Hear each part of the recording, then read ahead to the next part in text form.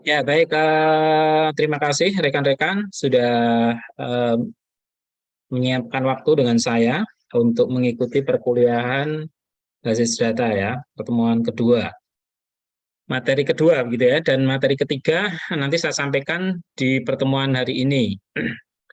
Eh, Sudah saya uploadkan di Schoology, jadi rekan-rekan nanti bisa download materinya di Schoology.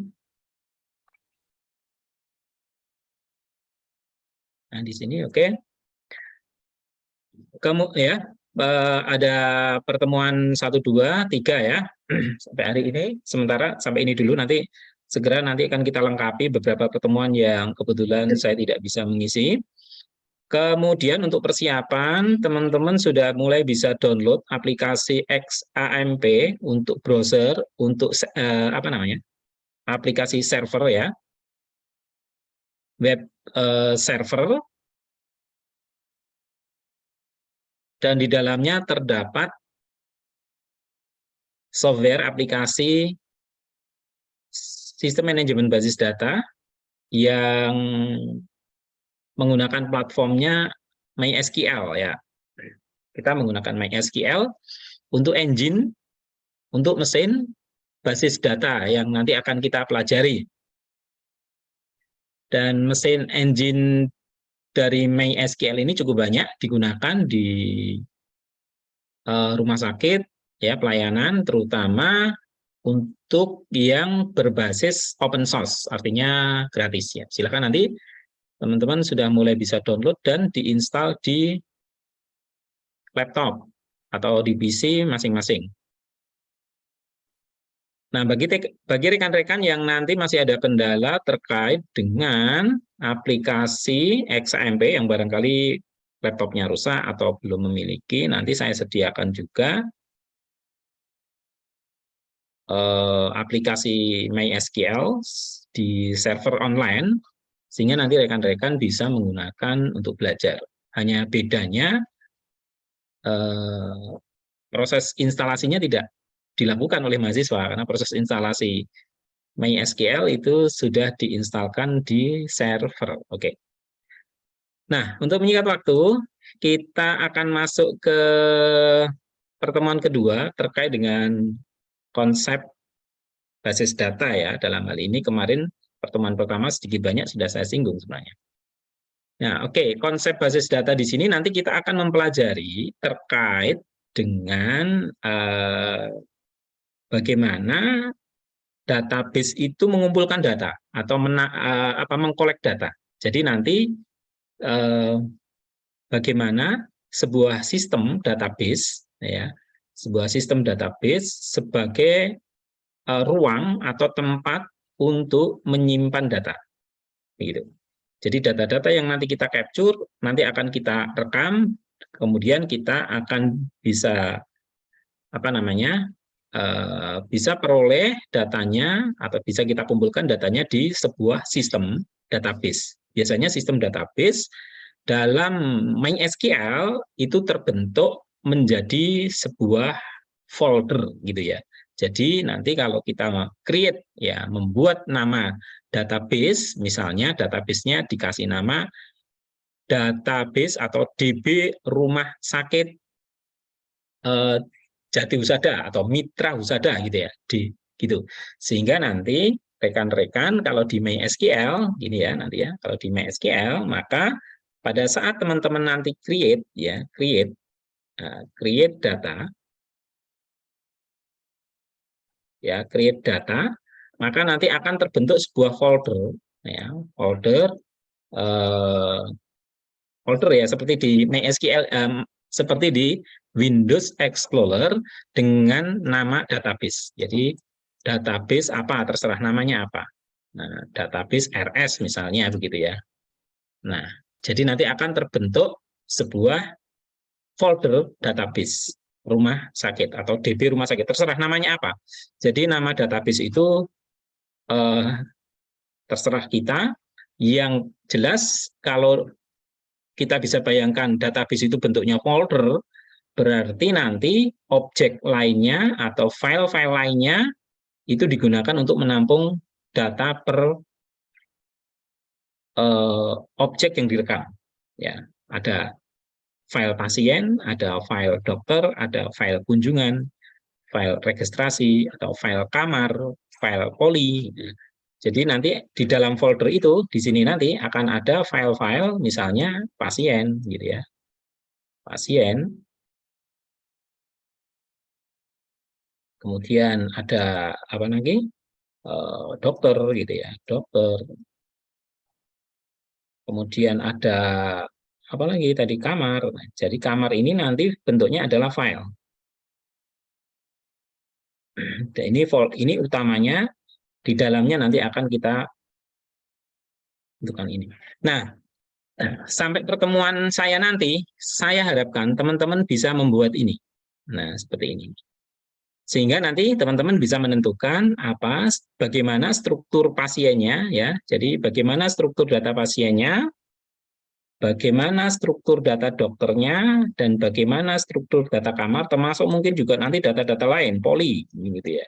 Poli. Dan ini nanti kita perlu telaah lebih jauh bagaimana kita mengkonsep ini semuanya. Karena nanti kalau data poli berarti data yang digunakan untuk menampung data-data nama poli. Poli gigi, poli anak, semuanya terdatabaskan dengan sistem manajemen basis data.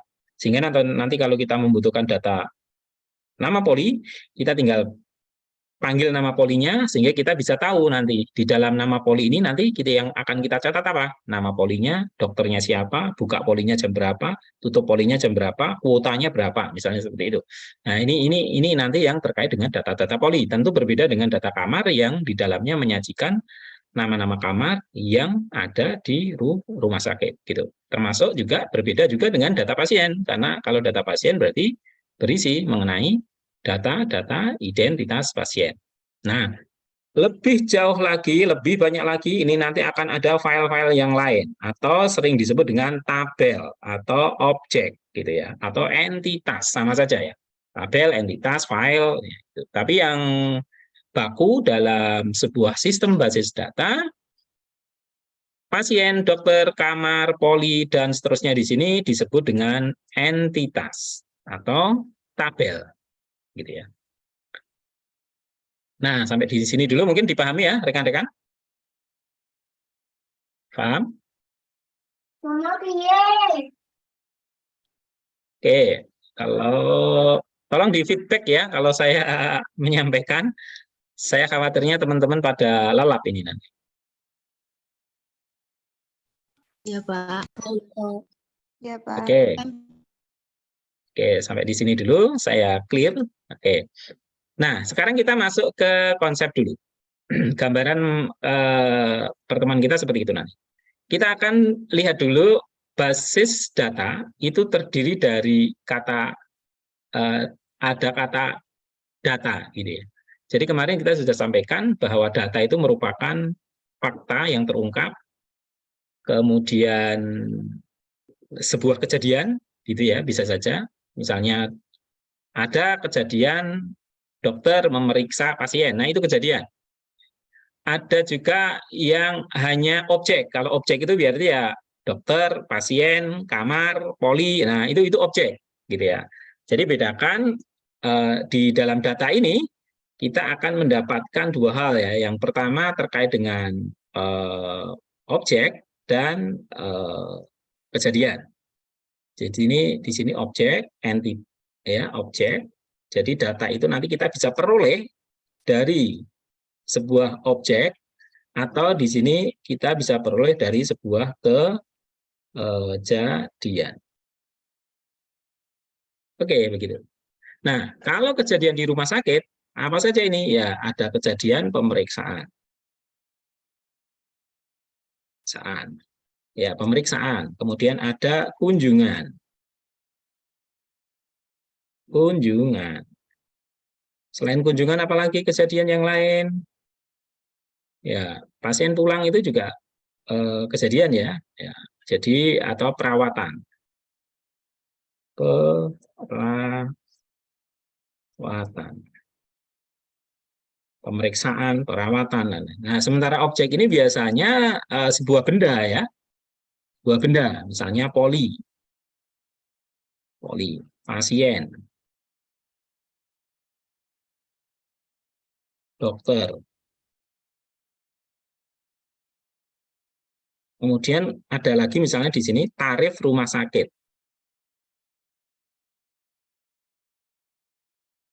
Nah, tarif rumah sakit itu merupakan objek. Nah, kalau kejadian itu transaksi, event, kejadian itu sebuah transaksi. Berarti kalau ada pembayaran, nah berarti di sini ada pembayaran. Atau sering disebut dengan billing gitu ya. Nah, ini nanti semua akan dicatat ya.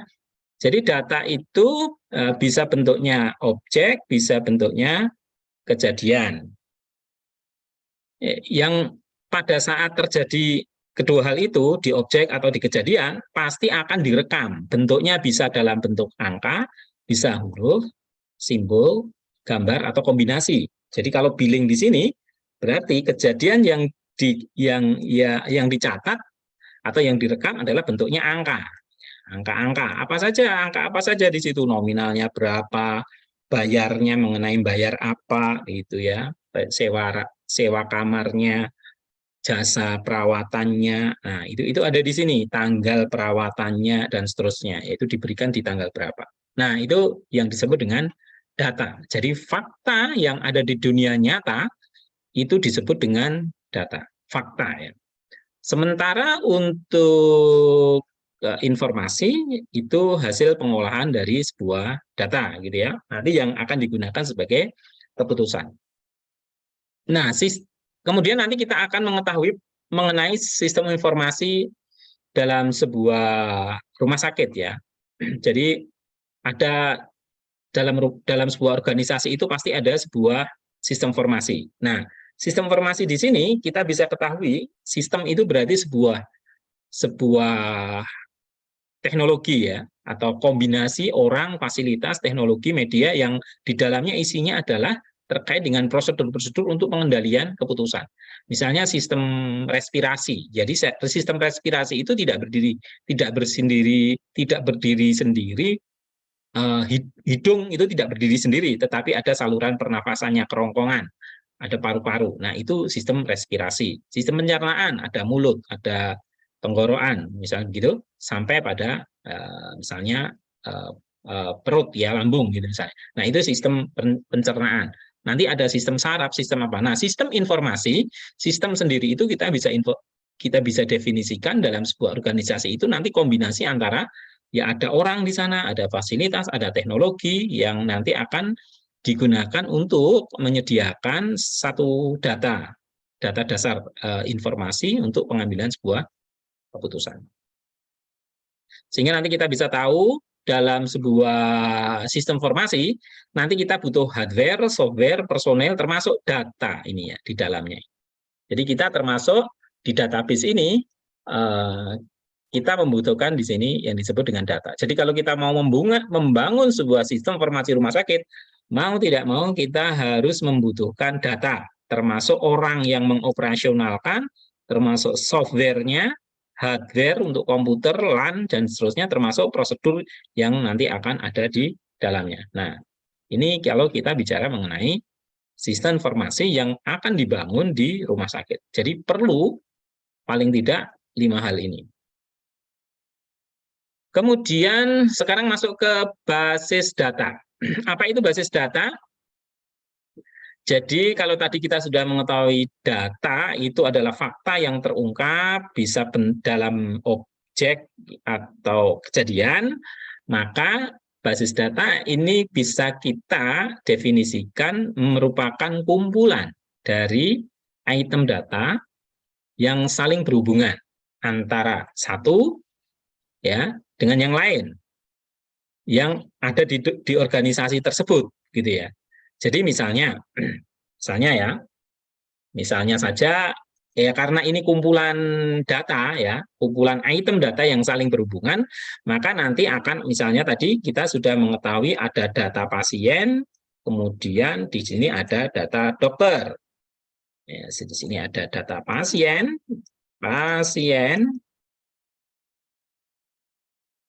kemudian ada data dokter. Karena database itu adalah data yang saling berhubungan, maka di sini akan ada hubungan yang disebut relasi, yang saling berhubungan ya. Jadi di sini akan terjadi sebuah hubungan, yaitu antara pasien dan dokter. Dan ini terus-menerus begitu ya, ada hubungan ya. Nah, hubungan dalam basis data ini digambarkan sebagai prisma ya. Nah, jadi kembali ke sini tadi, basis data itu merupakan apa namanya?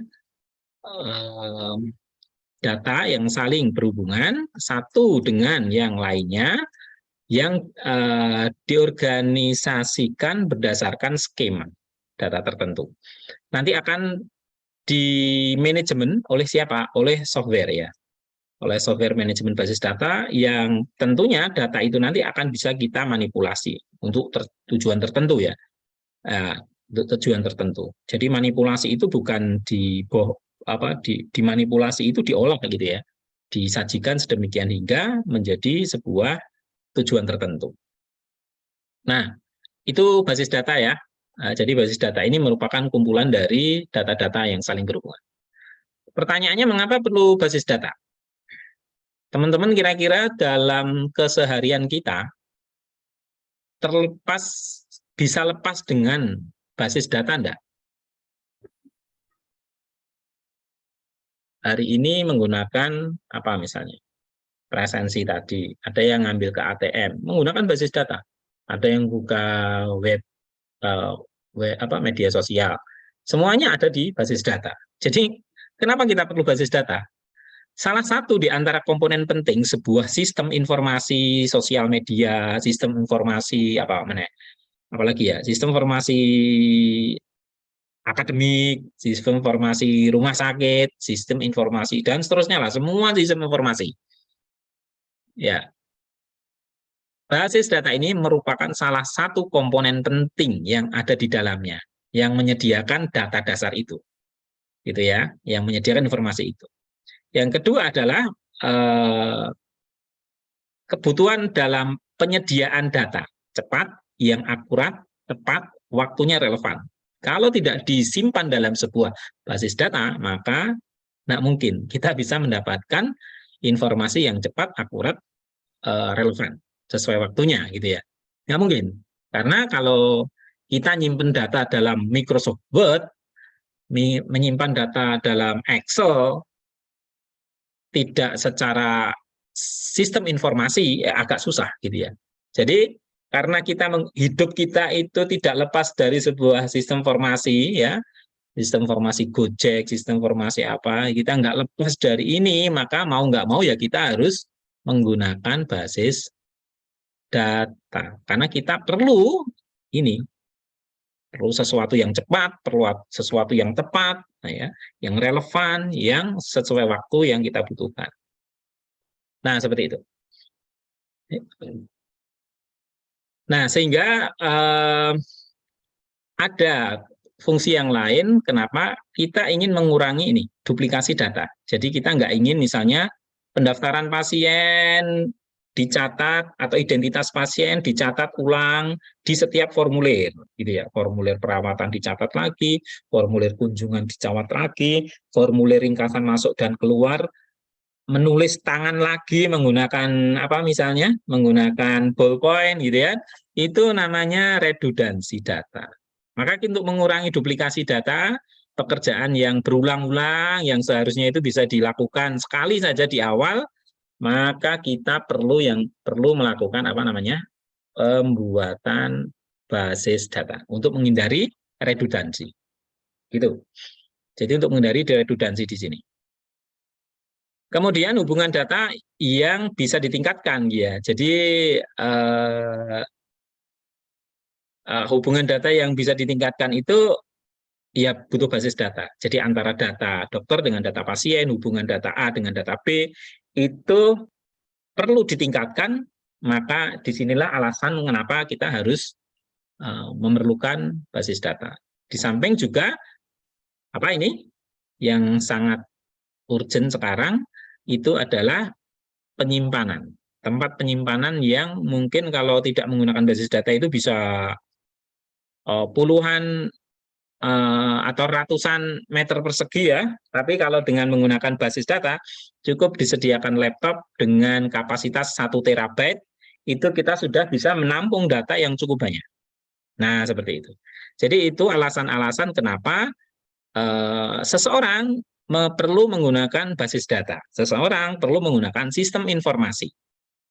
Nah, di PMK terbaru, PMK 2024 ya, tentang rekam medis, PMK 24 tahun 2022 yang kemarin baru dirilis, ini sedang hot beritanya karena rekam medis itu tidak lagi definisinya rekam medis manual.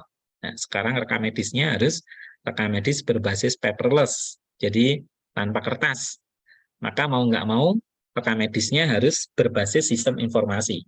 Maka perlu sebuah basis data. Nah, tinggal bagaimana basis data itu disusun.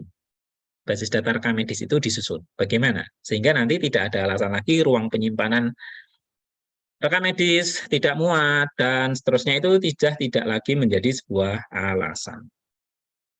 Termasuk juga faktor keamanan, ini menjadi sesuatu yang krusial. Dengan menggunakan basis data, maka keamanan data akan bisa dijamin, ya gitu ya. Meskipun kemarin Kominfo kebobolan, ya itu berarti ada yang salah mungkin, gitu ya. Tapi kita belum pernah mendengar misalnya Google atau Facebook, ya. Kalau dibajak akun iya, tapi kalau kebobolan itu kok kita belum pernah mendengar, misalnya sekelas perusahaan yang sekelas Google misalnya gitu ya, yang datanya ya pasti cukup banyak di sana, data-data itu. Tapi alasan keamanan inilah kenapa perlu adanya sebuah basis data. Ini rekan-rekan urutan basis data yang nanti akan kita buat, teman-teman harus bisa memahami ini. Jadi di awal tadi saya sampaikan bahwa barisan pertama adalah database. Ya, kita perlu langkah pertama itu membuat database. Kemudian langkah pertama membuat database di sini. Kemudian ya database. Kemudian nanti kita membuat file-file.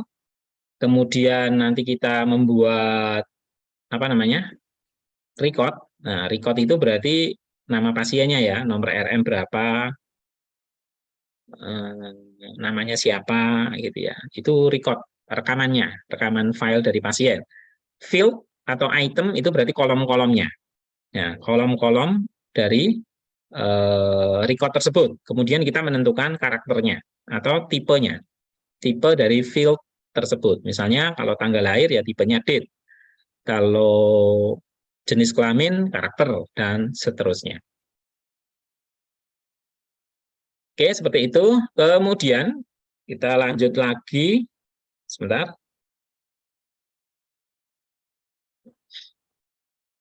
Jadi database nanti disusun menjadi urutannya seperti itu ya. Kita membuat dulu database-nya. Setelah membuat database-nya, kita membuat file. File-file itu berarti membuat objeknya atau entitasnya. Kemudian setelah itu kita membuat record, rekaman datanya, pasiennya atas nama siapa, dan seterusnya. Kalau itu file pasien, setelah itu kita harus menentukan field datanya, itemnya apa saja, kemudian karakter. Nah, kita lihat dulu berikutnya seperti ini contohnya. Misalnya di sini kita lihat satu persatu ya. Jadi pertama itu kita punya database. Database itu kumpulan data ya yang saling berhubungan. Ada file-file, ada file pasien, ada file yang lain gitu ya. Nah, di file pasien ini contohnya yang ke bawah. Oke. Ini untuk coret-coret saya keluar enggak ya, teman-teman? Keluar ya? Keluar, Pak. Keluar, Pak. Oke, oke. Ya, sambil ini. Jadi, database tadi kan kita definisikan sebagai kumpulan data yang saling berhubungan.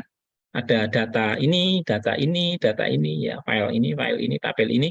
Nah, salah satu contoh misalnya ini untuk tabel pasien. Untuk tabel pasien.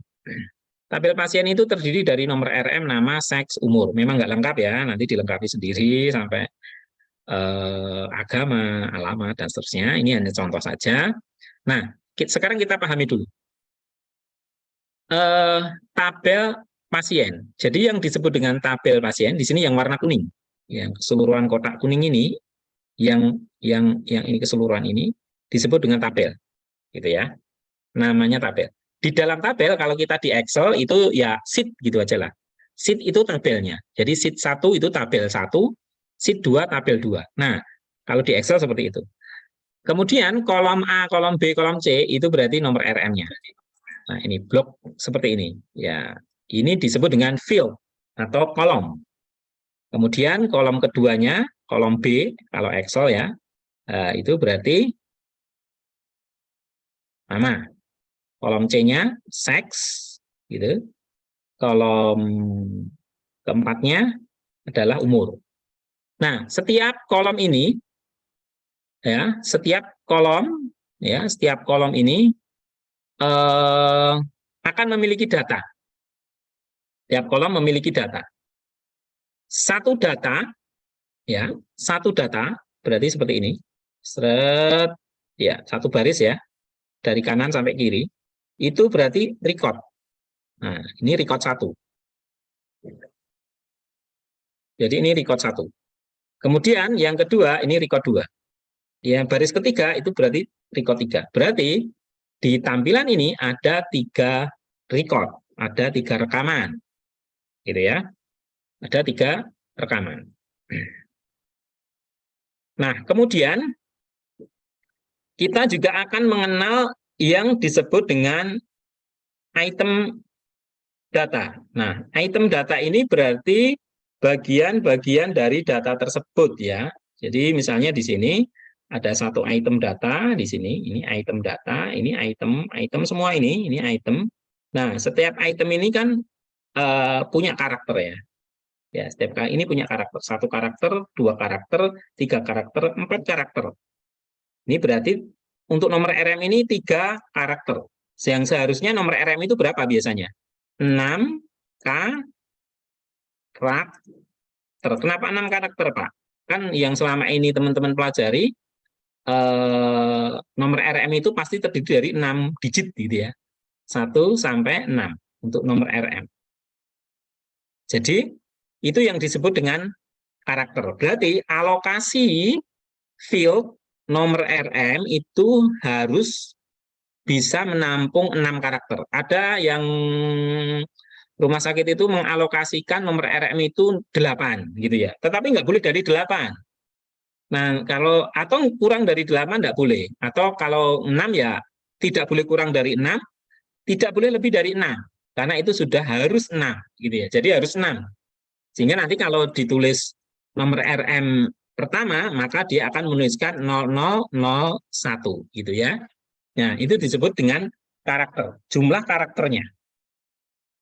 Jadi nanti kita menentukan setiap kolom, kalau kita belajar di Excel itu, setiap kolom A, B, C, D, itu nanti kita menentukan lebar kolomnya. Nah, lebar karakter yang akan bisa ditampung untuk menampung item data tersebut. Gitu. Sehingga nanti kalau semuanya terisi dari kolom berapa? Kolom nomor RM sampai umur, maka itu berarti kita memiliki 1 record. Gitu ya, paham ya? Jadi kumpulan dari kolom-kolom itu berarti field ya. Kumpulan dari kolom-kolom itu berarti field atau tabel.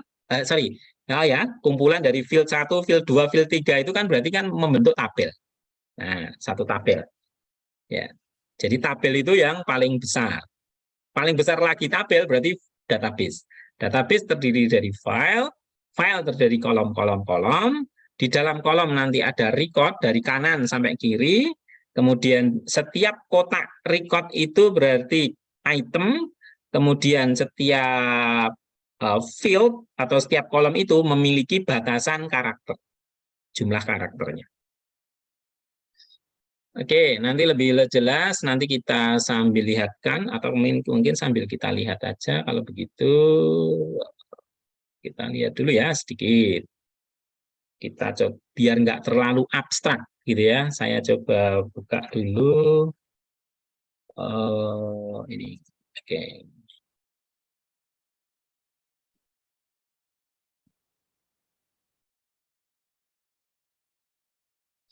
Saya punya ini database ya rekan-rekan, ini misalnya database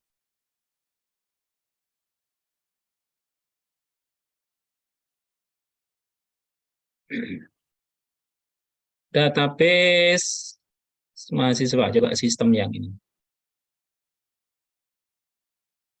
Ini MySQL tampilannya seperti ini.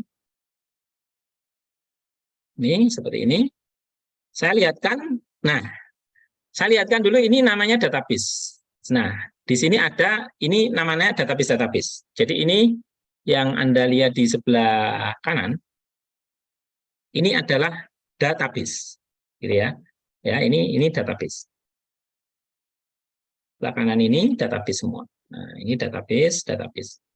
Misalnya saya punya database di Stikes Mitra Husada. Nah, di sini ada database ya.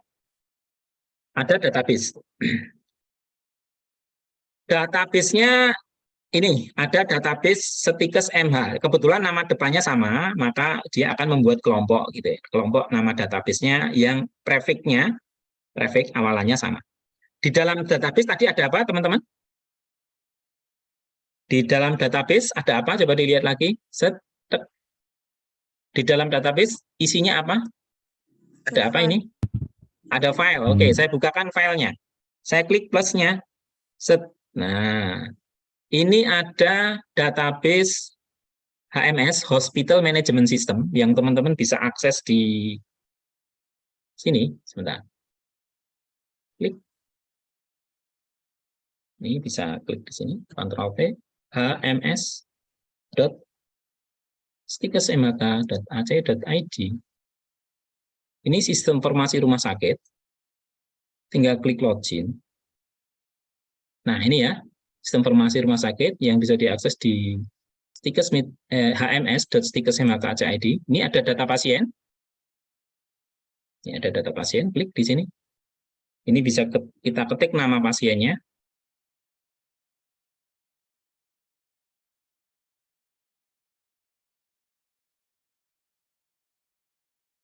Ya, agak lemot.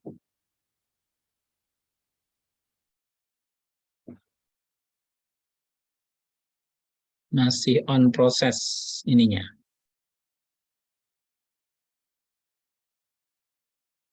Ya, oke. Saya lanjutkan dulu. Ini yang jelas data ini akan kita lihat, sistem informasi ini akan kita lihat database-nya ada di sini. Oke, saya masuk ke tabel-tabel ya. Ini ada tabel A, tabel B, counting, dan seterusnya. Saya akan masuk ke tabel pasien. Coba ada enggak ya? Saya masuk ke sini dulu, klik ini dulu nama database-nya. Di sini akan tertuliskan nama database. Nih, database-nya adalah Stikes MH HMS. Jadi nama database itu terserah teman-teman ya. Di dalamnya ada file-file. Ini file-file ini teman-teman. Ini file. File cukup banyak. Nah, misalnya file apa? Saya akan lihatkan file pasien ya. File. Ini file semua termasuk ICD-10. Nah, ini ada ICD-10. Nanti saya lihatkan. Saya lihat dulu ke tabel pasien. Namanya sis pasien kalau nggak salah. Ini nggak muat ke halaman kedua. Oke, Nah, ini ada MS pasien. Jadi tabel pasien saya, setelah teman-teman tadi melihat PowerPoint-nya, yang mana tadi? Nah, ini, setelah melihat di sini, di dalamnya ada tabel pasien. Oke, ketemu tabel pasien. Nah, ini tabel pasien di sini. Tabel pasien. Nah, jelas ya? Di sini ada tabel pasien. Ini tabel database. Yang ini tabel pasien. Namanya sis pasien. Saya kasih sis pasien. Ya terserah kita nama tabelnya mau dikasih nama pasien tok ya boleh, sis pasien ya boleh. Sis itu sistem ya, maksudnya ya sistem. Nanti ada accounting, maksudnya itu ya semua akan menggunakan lah gitu. Jadi untuk menandai saja. Di dalam apa tadi? Struktur berikutnya apa tadi? Setelah tabel apa?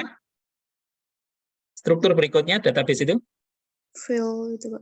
Fill. Field. Nah, jadi tadi kan sebelum di sini kan nanti tadi di slide berikutnya kan sudah nah ini ya, file ya, record ya. File kemudian record, ada record. Ada record, ada field, ada karakter. Oke, kita lihat record, field, dibolak-balik sebenarnya sama. Nah, ini recordnya. Recordnya ini rekan-rekan.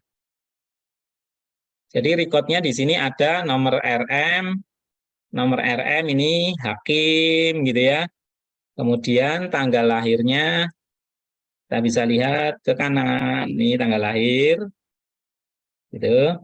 Agamanya Kristen atau apa, umurnya. Nah, umurnya ini dulu ditulisnya seperti ini rekan-rekan. Saya ubah menjadi umur tahun, umur bulan, dan umur hari. Jadi kalau ditulisnya umur 19 tahun, 19 bulan, gini nanti nggak bisa dihitung ya. Maka saya buat kolom tersendiri, status kawin. Nah, ini nih kolom-kolomnya. Jadi persis seperti Excel lah sebenarnya. Nah, gitu. Jadi sampai kelurahan, kecamatan di mana dia tinggal, semuanya ditulis secara lengkap. Termasuk user yang meng-create data ini siapa, itu akan kebaca gitu ya. Kita lihat record paling bawah. Ada 88.139 data di sini rekan-rekan. Nah, di sini ada sekitar 88.000 ini. Kalau ngolah data 88.000 kalau nggak pakai database bagaimana? Nah, misalnya seperti ini. Nah, ini ada nama pasien, tanggal lahirnya, dan seterusnya. Sehingga di sini saya sangat mudah. Kalau saya ingin tahu berapa jumlah pasien laki-laki, maka nanti teman-teman saya ajari jenis kelamin laki-laki gitu ya.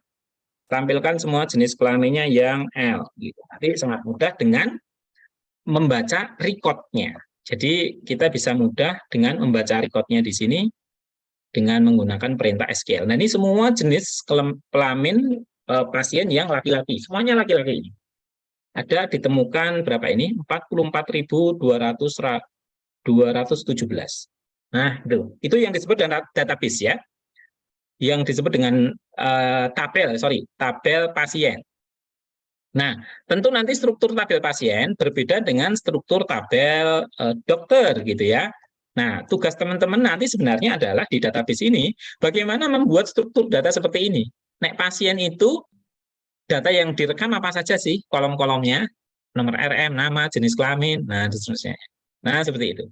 Kalau pemeriksaan apa ya, gitu ya. Kalau peminjaman dokumen rekam medis, itu yang dicatat apa saja ya. Nah, kejadian-kejadian itu juga nanti akan di-capture dalam bentuk database, gitu ya, kolom-kolom, gitu ya.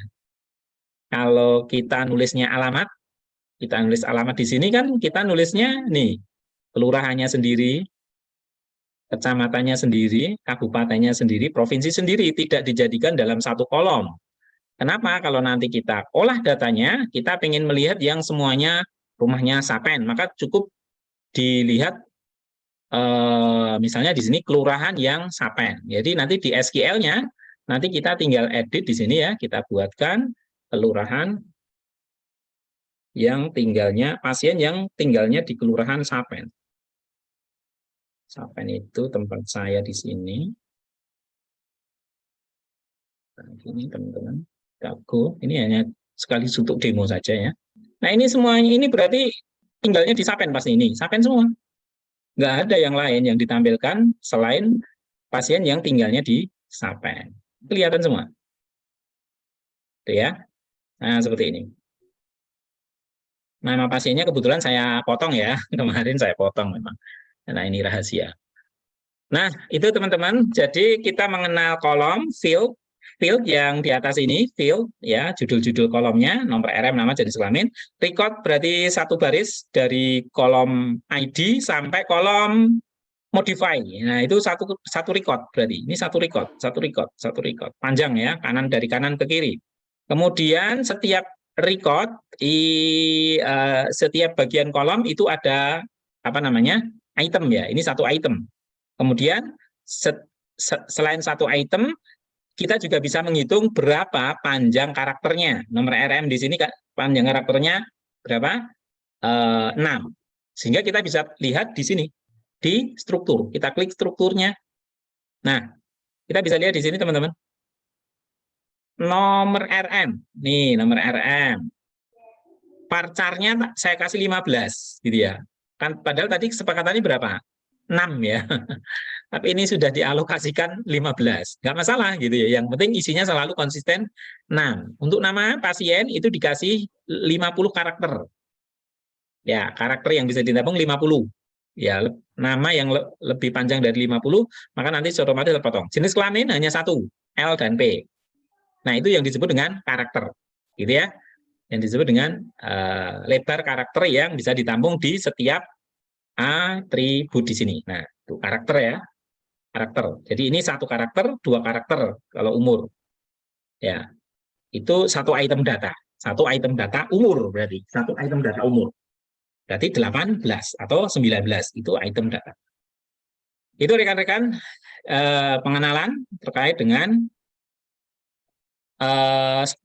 struktur database. Jadi teman-teman nanti harus sudah bisa membuat sebuah struktur database gitu ya.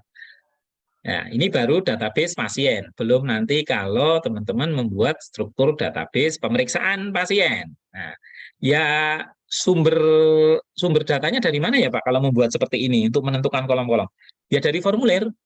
Formulir kertas yang teman-teman pegang itu nanti kita lakukan normalisasi atau analisis. Ya, kita lakukan analisis kira-kira kita butuh berapa tabel ya gitu ya. Oh, ini tabel ini nanti saling berhubungan dengan tabel yang lain. Ini baru satu tabel saja. Lanjut ke pengenalan berikutnya. Penerapannya di database itu cukup banyak ya. Di rumah sakit, organisasi perusahaan, dan seterusnya. Ini cukup banyak ya. Di mana-mana untuk era sekarang itu sudah menggunakan semuanya sudah menggunakan basis data semuanya. Sehingga nanti kalau sistem basis data nanti memungkinkan kita untuk memelihara data tersebut ya dengan menggunakan apa namanya SMBD ya, Sistem Manajemen Basis Data yang biasanya dikelola menggunakan software aplikasi SMBD seperti MySQL yang tadi saya sampaikan. Oke, seperti itu. Saya pikir yang lain ini nggak begitu penting. Nah, ini yang tadi saya tampilkan sedikit, itu adalah bagian di sini ya. Bagian manipulasi. Tadi saya kan melakukan beberapa query. Query itu memilih misalnya tadi pasien yang tinggalnya di Sapen. Nah, berarti proses yang tadi saya lakukan, ya memilah, memilih, memanipulasi, itu berarti saya sedang melakukan kegiatan query atau manipulasi data. Dalam hal ini yaitu saya memfungsikan query ya, fungsi query yang disediakan database untuk apa? Melakukan ini retrieve, update, general report dan seterusnya. Tadi baru pencarian ya.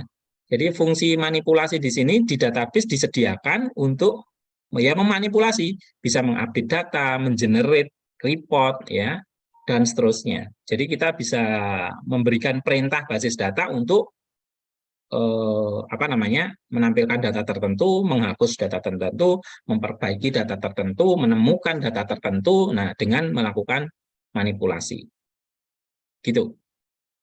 Sehingga proses manipulasi ini nanti semuanya didefinisikan melalui ini struktur data tadi ya, tipe datanya apa, batasannya apa, mungkin nanti database tabelnya kita constraint ya, kita batasi hanya misalnya karakter huruf L dan P saja yang bisa masuk, selain L dan P tidak bisa masuk. Nah, itu semuanya bisa gitu ya. Bisa kita lakukan pendefinisian di awal di struktur database. Jadi di struktur database di sini, di struktur database yang tadi kita tampilkan di sini, mana ini tadi? Oh ya, sorry.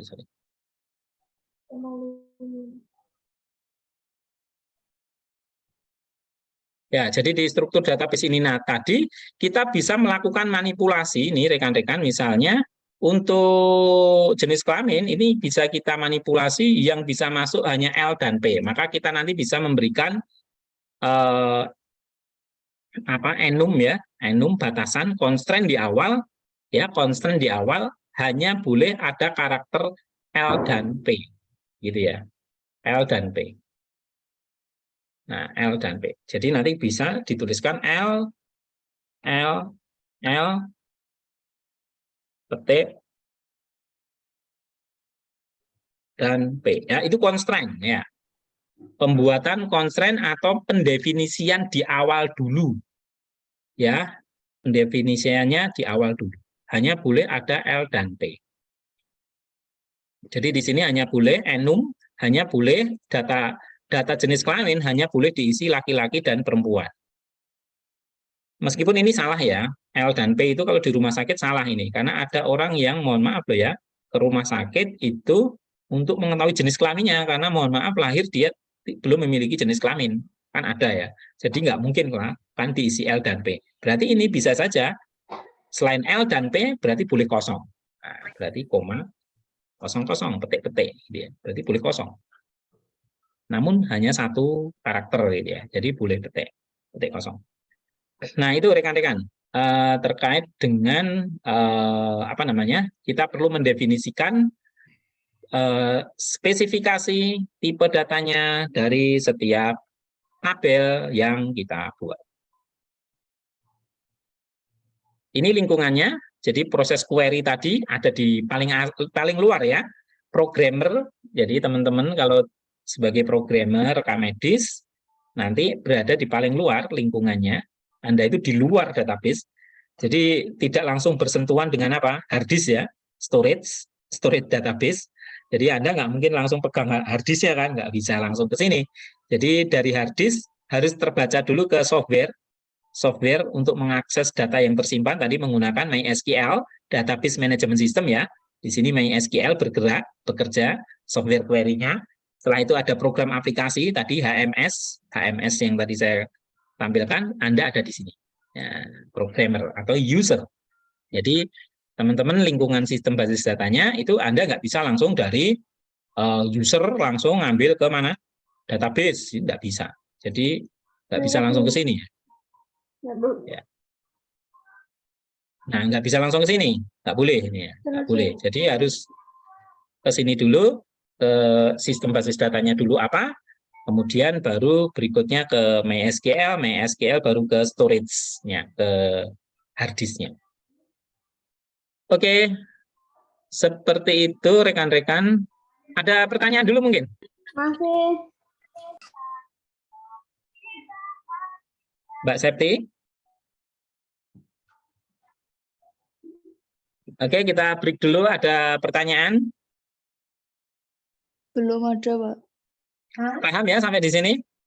Kira-kira sudah bisa dicerna sedikit gambaran bagaimana kita membuat struktur basis data.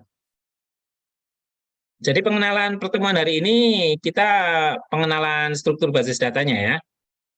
Nggak lebih jauh sebenarnya nanti ya lebih jauh materinya sebenarnya sampai pada peran gitu ya. Peran basis data itu nanti siapa yang membuat, administratornya siapa, desainer yang mendesain basis data siapa, end usernya penggunanya siapa, gitu ya, end usernya siapa. Itu semuanya ditata semuanya di lingkungan basis data.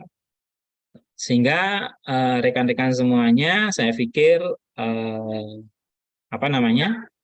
kita perlu mengetahui betul bagaimana basis data ini sebenarnya dibangun, gitu ya. Ini konsep-konsep semuanya, ini masih abstraksi konsep dari basis data itu sendiri, posisi kita ada di mana, seperti tadi saya sampaikan, bahwa end user intinya kita nggak bisa langsung berhubungan dengan basis data gitu aja lah. Jadi kita untuk berhubungan dengan basis data kita perlu uh, uh, membuat mapping dulu, ya mapping konsepnya, membuat skema dulu, membuat struktur datanya dulu, ya. Baru kita bisa menggunakan atau melakukan apa namanya pembacaan dari data-data yang tersimpan. Nah, ini jadi ada proses fisik level, ada konsep level, dan view level. Di mana kalau sudah sampai pada view level, berarti kita sudah bisa melihat data tersebut, bisa kita baca betul-betul di layar, gitu ya. Kalau masih dalam konsep, berarti kita membuat rancangannya, konsep rancangannya. Fisik, ya, fisik levelnya berarti kita membuat skema ke mana? Skema konsep tadi kita tuangkan dalam database management system dalam bentuk struktur data. Jadi ini kalau kita lihat ini adalah bentuk fisik, ya, bentuk fisiknya seperti ini. Ini fisik karena kita sudah tahu strukturnya. Nah, struktur basis saya sudah tahu. Nah, struktur ini dibuat di luar dulu, dikonsep dulu, didiskusikan dulu dengan dokter, dengan pihak rumah sakit.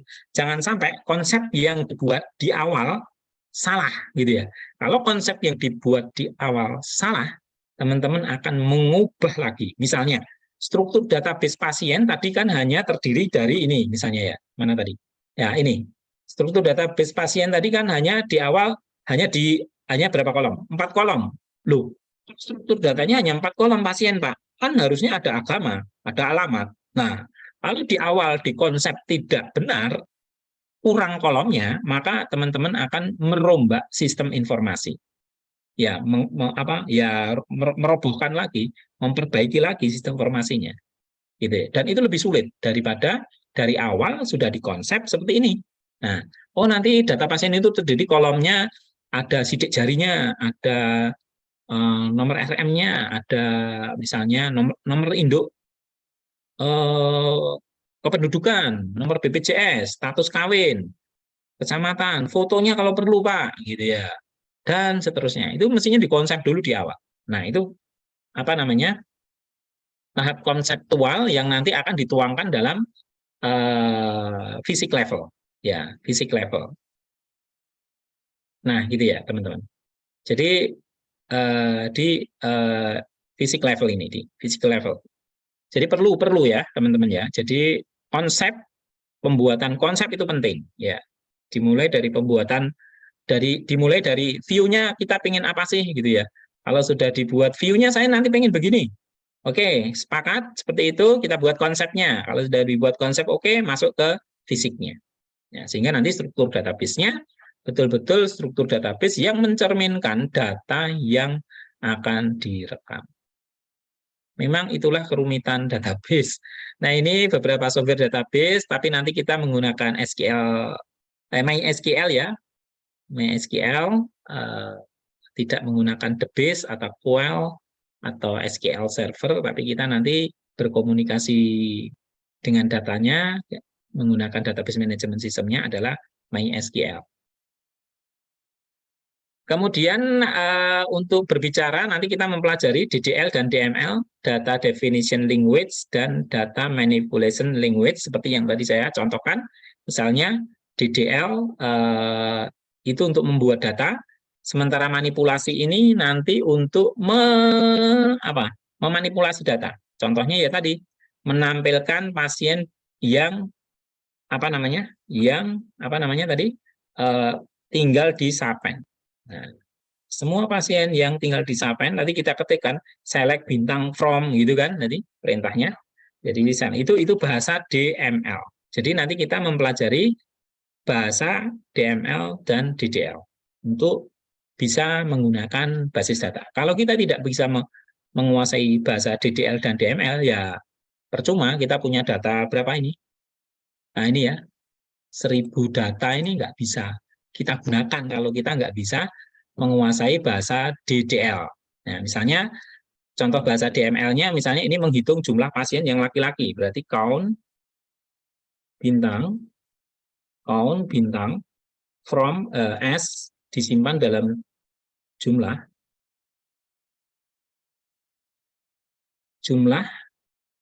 menghitung jumlah pasien yang jenis kelaminnya laki-laki. Where, ya, where, enter aja, where CNS call-nya di sini kita tinggal pilih laki-laki, atau langsung aja di grup ya, grup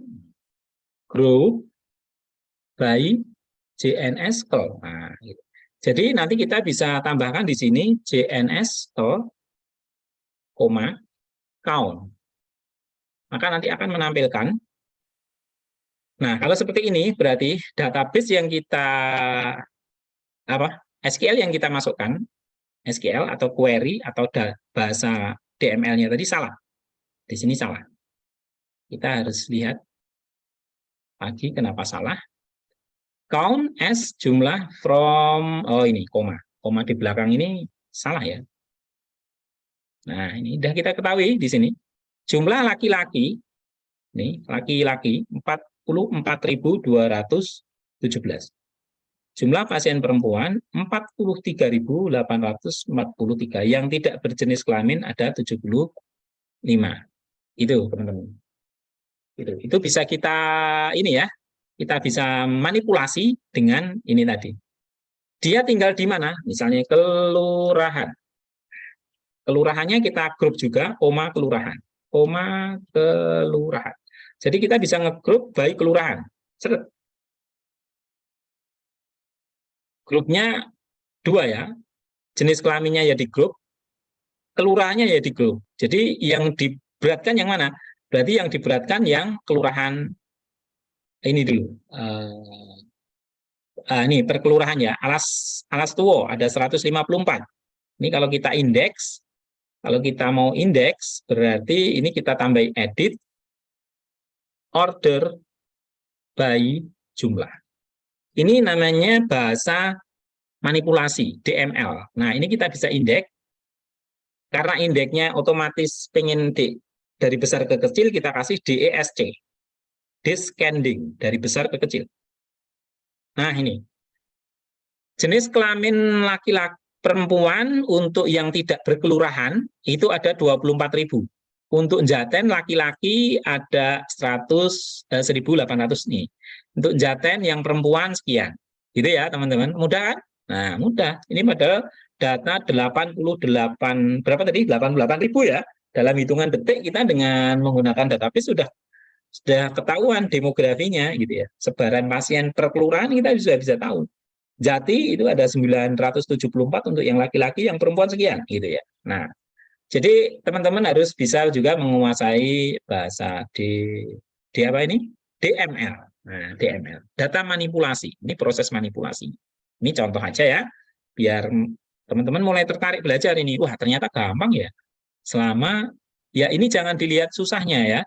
Ini nanti kalau teman-teman sudah mulai ngelotok, selalu berlatih, bukan sesuatu yang sulit. Ini hanya bahasanya kan memilih kolom. Kolom itu berarti ya field, ya field tadi.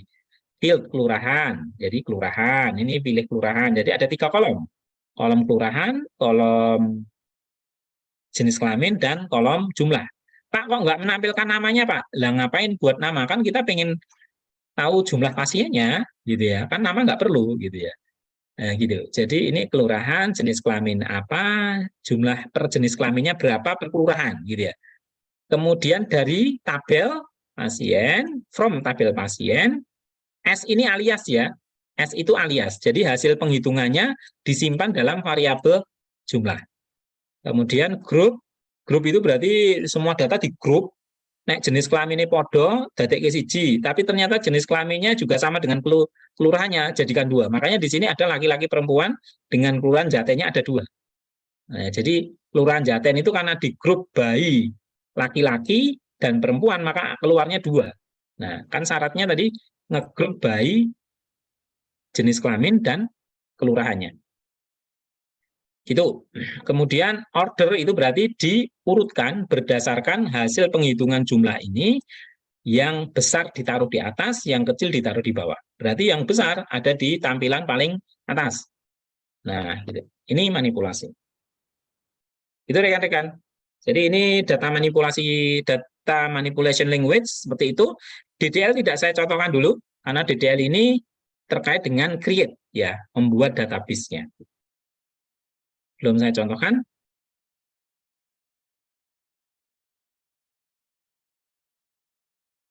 Oke. Lumayan banyak ya. Oke, oke, oke, oke. Ini sudah nggak perlu ini, kayaknya nggak perlu, nggak perlu, nggak perlu.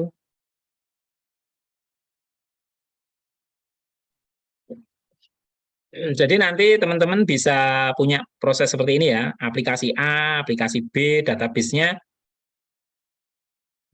bisa beda, database manajemen sistemnya bisa dua, tapi dua aplikasi itu ngambil dalam satu database, bisa gitu ya. Nah, gitu.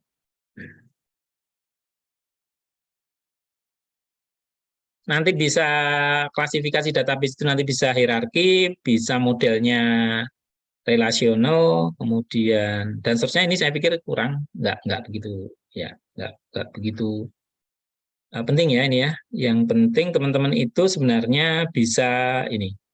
Nah ini yang penting, yang ini bagian terakhir. Ini bagian terakhir. Ini ya, ini yang sangat sekarang lagi ngetrennya itu ini. Jadi bagaimana lokasi database itu diletakkan? Ada yang diletakkan di server saja, artinya berbasis client server.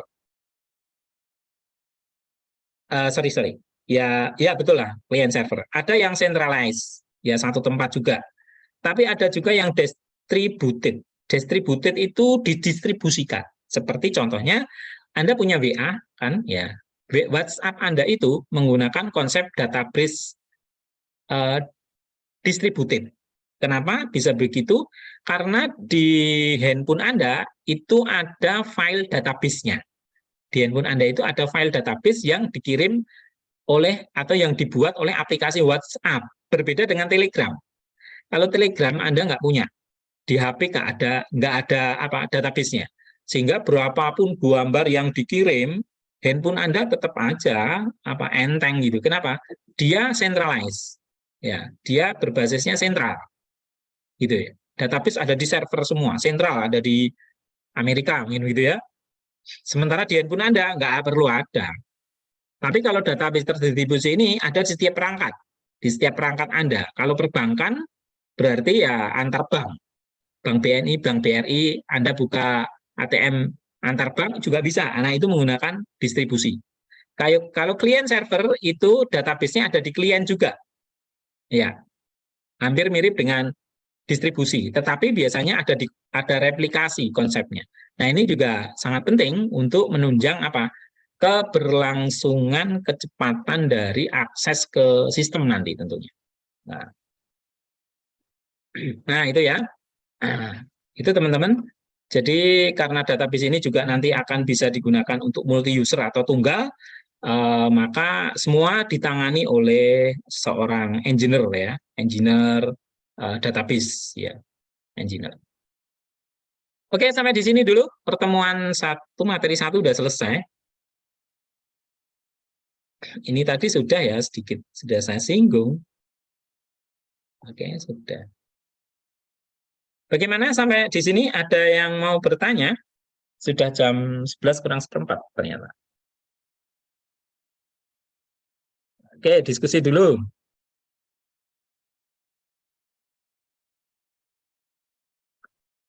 Rekan-rekan, halo?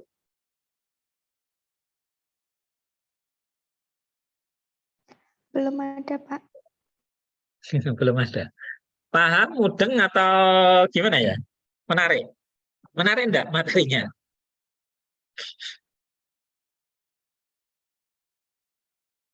Saya kombinasikan dengan demo-demo, gimana? Menarik atau cukup membosankan atau wah cukup berat Pak kalau nggak langsung praktek Pak, gitu ya.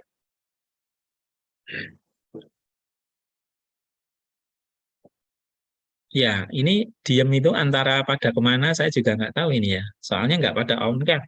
Harusnya kalau kuliah online on cam ya.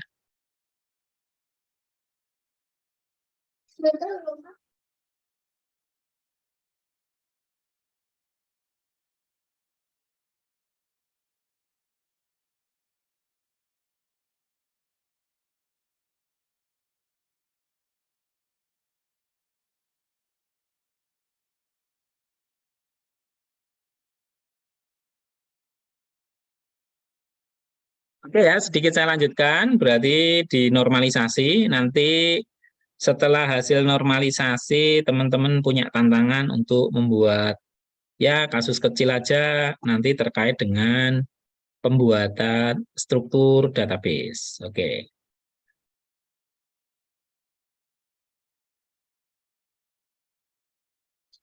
Nah, ini normalisasi.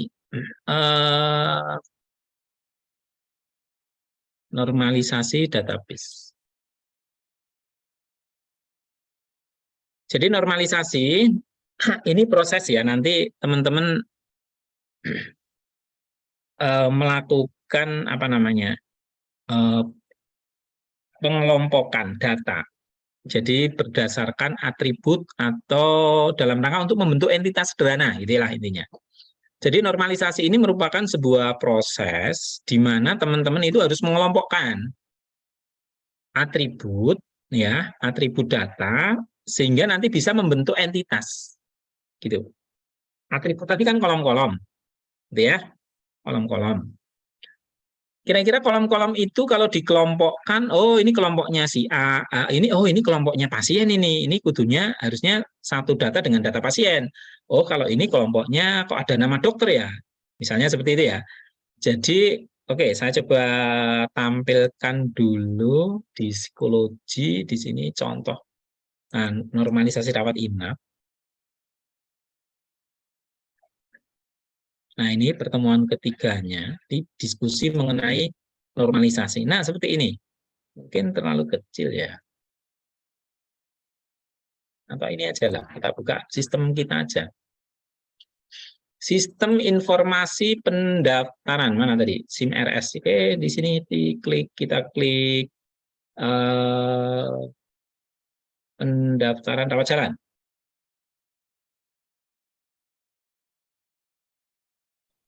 Oke. Di sini kita coba ketik siapa namanya tadi ya. Kita coba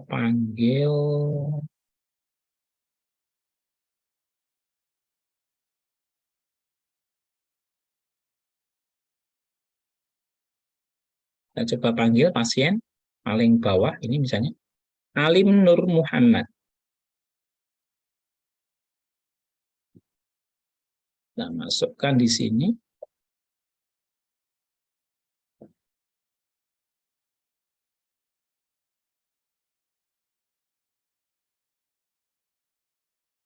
Mana kok nggak respon ya?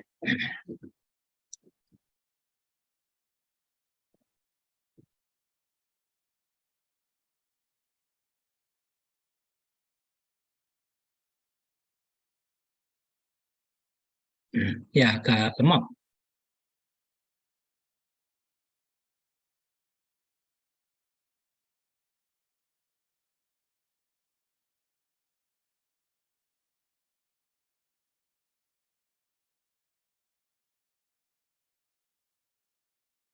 Saya coba tampilkan dulu satu contoh form.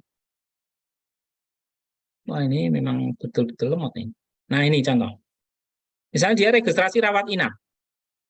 Klik registrasi dulu.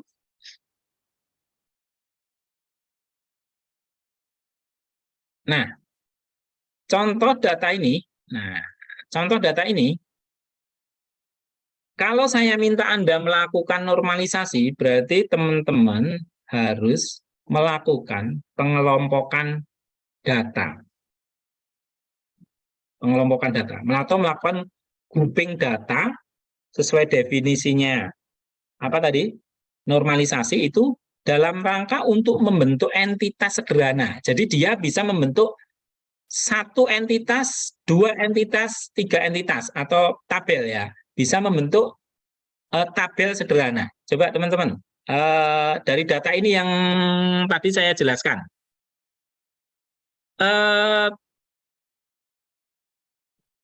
Kalau ini kita identifikasi dari nomor register, nomor RM, nama pasien, tanggal lahir, umur, ada tanggal daftar, jam mendaftar, cara daftar, cara bayar, jenis kunjungan. jenis penyakit, dokter, nama bangsa, kira-kira sampai keluhan, kira-kira yang masuk kelompok 1, masuk kelompok 2, masuk kelompok 3 atau kelompok-kelompok berikutnya gitu ya. Artinya apa? Satu entitas. Kira-kira data apa saja? Gitu. Coba diidentifikasi. Mengelompokkan itu berarti menganalisis data tersebut masuk dalam satu kelompok data tertentu. Gitu. Satu contoh misalnya. Saya kasihkan satu contoh. Nomor register di sini. Kalau dihubungkan dengan data pasien, nama pasien, nomor RM ya. Kalau dihubungkan dengan nomor RM, nama pasien, tanggal lahir, umur, itu berbeda gitu ya. Jadi itu kelompok yang berbeda. Kalau kita mau membuat kelompok pertama, itu adalah kelompok pasien sejenis. Jadi kita nyari data yang sejenis. Misalnya ini, yang sejenis itu yang mana? Dari data ini. Oh, yang sejenis Pak, menurut saya nomor RM, nama, ya. Ini kita kasih tanda misalnya yang di sini 1 Pak. Ini juga kelompok 1 Pak. Ini juga saya kasih angka 1 Pak. Umur saya kasih angka 1. Berarti 1, 2, 3, 4 ini satu kelompok. Gitu. Kalau tanggal daftar itu beda Pak. Beda satu kelompok dengan nomor RM, nama, tanggal lahir, dan umur Pak. Karena nomor RM, nama, tanggal lahir, dan umur ini merupakan tabel pasien Pak. Nah ini berarti pasien. Nah berarti kita sederhananya kita bisa menemukan dari sekian data ini punya beberapa kelompok data gitu ya. Ada data pasien, kemudian ada data registrasi. Nah ini ada nomor register. Yang masuk data registrasi mana teman-teman? Kalau ini kan masuknya pasien ya. Ini data pasien. Yang masuk data registrasi atau pendaftaran. Tanggal daftar. Tanggal daftar, oke betul. Ini saya kasih angka 2. Gitu ya kan, berbeda dengan kelompok 1 gitu ya. Terus apa lagi? Masih ada? Jam mendaftar. Jam mendaftar. Oke, betul. Terus ada lagi? Kejadian yang terjadi pada saat mendaftar. Kan gitu kan? Kalau dikelompokkan ini terdiri dari banyak kelompok Pak ini kayaknya gitu. Sehingga nanti database itu kan saling berrelasi sebenarnya. Tapi ini harus kita normalisasi. Karena normalisasi ini adalah proses untuk mendapatkan entitas yang paling sederhana. Paling sederhana. Jadi tidak ada kelompok lain masuk di kelompok tersebut. Nah ini kelompok 1 itu nggak boleh ada tanggal daftar. Kalau masuk nomor masa identitas pasien ada tanggal daftar Pak? Kan enggak, makanya ini saya kasih angka 2. Nah selain tanggal daftar, jam daftar, yang data registrasi yang lain ada? Saya kasih nomor 2 yang mana lagi? Cara bayar. Cara bayar, betul. Ada lagi? Jenis kunjungan. Betul. Ada lagi?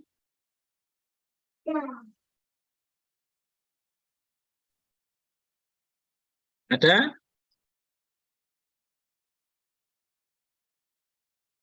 Dia kunjungannya penyakit yang kemarin atau penyakit baru? Masuk ya? Masuk. Ya, ini masuk. Termasuk yang nomor register. Nomor register itu masuk kelompok 2, teman-teman. Ya, nomor register kelompok 2. Lah, di sini ada dokter itu, Pak. Dokter itu kelompok 3. Gitu. Nama bangsa kelompok 4.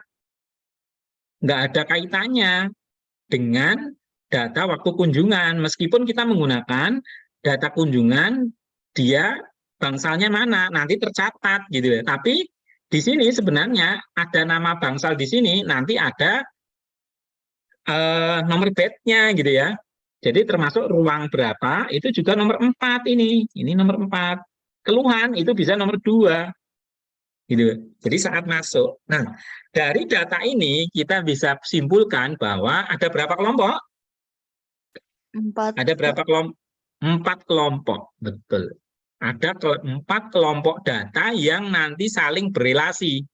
Jadi pada saat mendaftar di sini, nanti ada data, apa namanya? Ada data pasien, ada data dokter, ada data kamar, ada data apa tadi? Dokter. Dokter sudah ya. 1, 2, 3, tiganya dokter, bangsal. Kamar, sebenarnya saya tulis dulu. Di sini ada data pasien,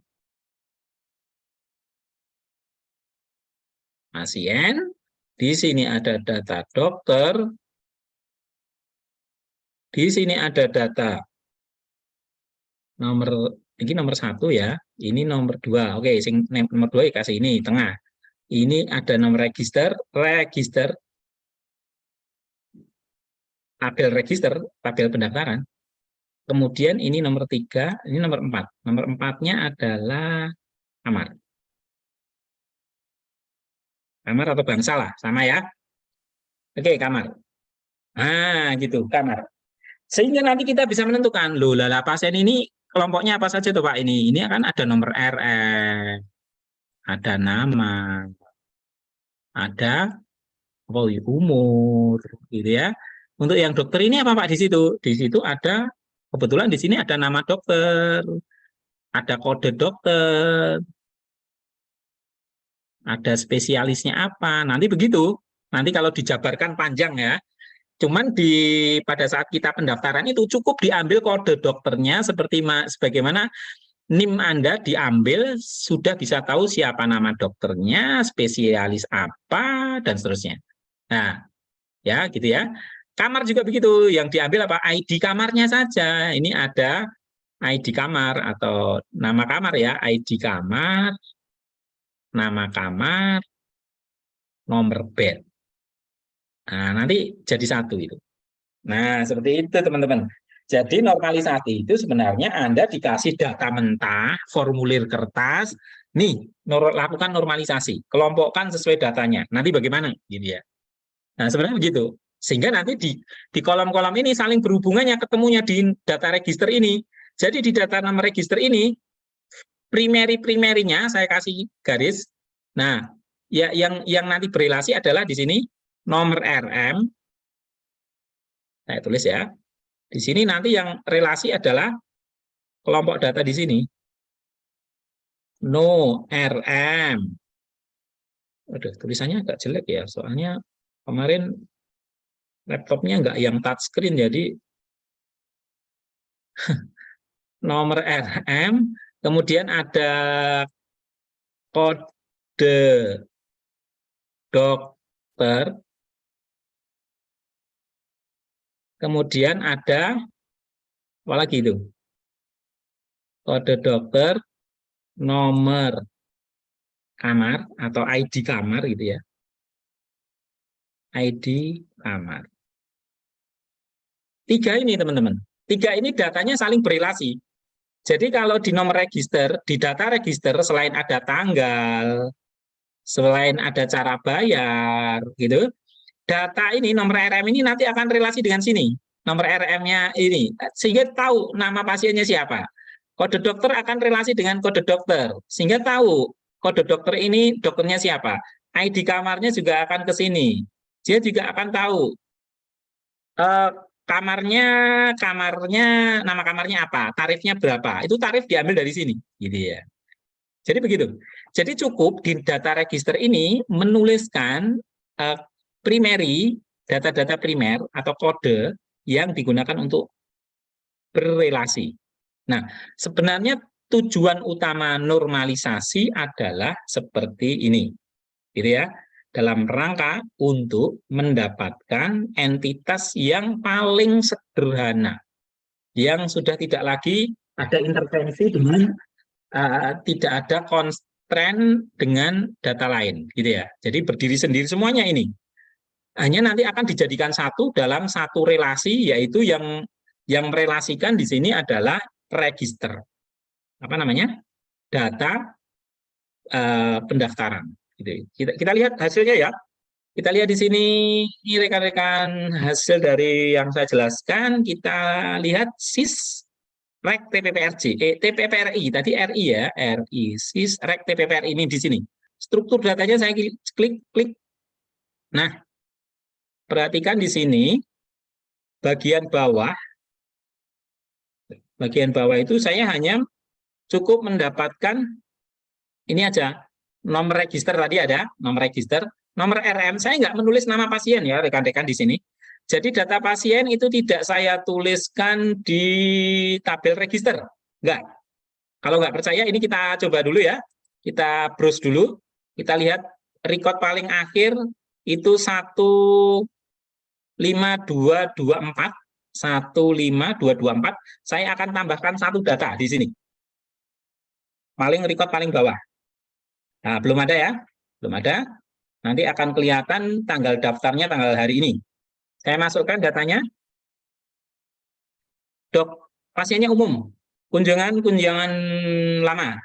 Kasusnya kasus baru. Dokternya saya pilih Dokter Andi paling atas ya. Nama bangsanya saya pilih Gunung Jati. Nah, di sini akan ngelompok sendiri ya, GGGGGG gitu ya. Kalau sini saya pilih Bawono, BBBBBB gitu ya.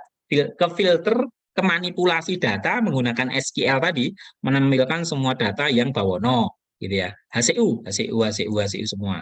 Bawono. Nah, ini adanya Gunung Jati. Bawono aja ya, kita masuk. Ya, masuk Bawono aja. Nah, deh, sebentar, masih lama, lambat ternyata. Gunung. Nah, gunung aja. Gunung 1. Gunung 1 keluarnya mual. Oke?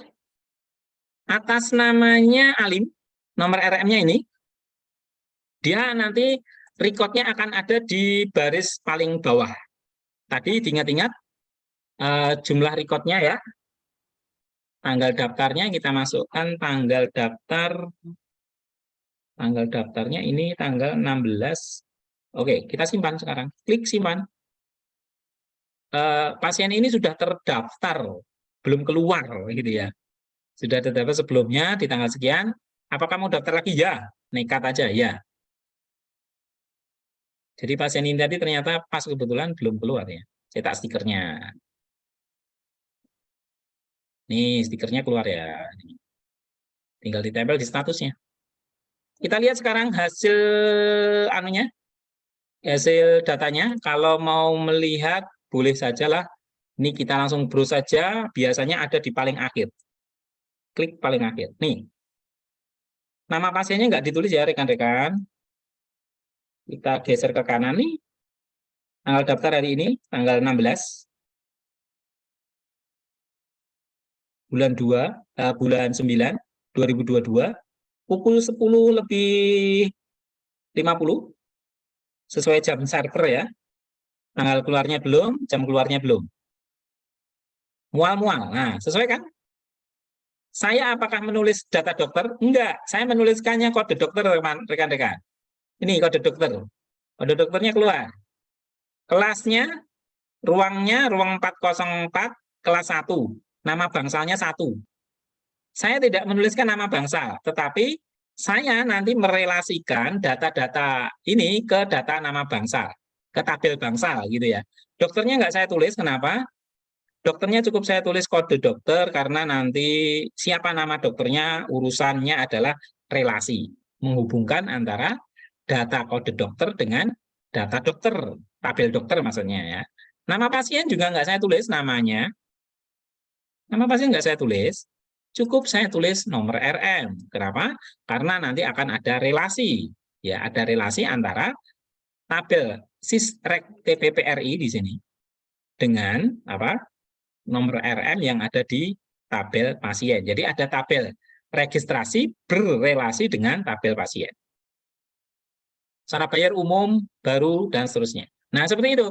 Sehingga nanti kalau kita lihat di sini kembali, kita kembali, maka kita bisa tahu di sistem informasi kita itu alim itu dokternya siapa gitu ya, umurnya berapa, bangsalnya apa, otomatis keluar gitu ya rekan-rekan. Meskipun tadi di database sebenarnya kita menulisnya adalah kode-kode saja ya.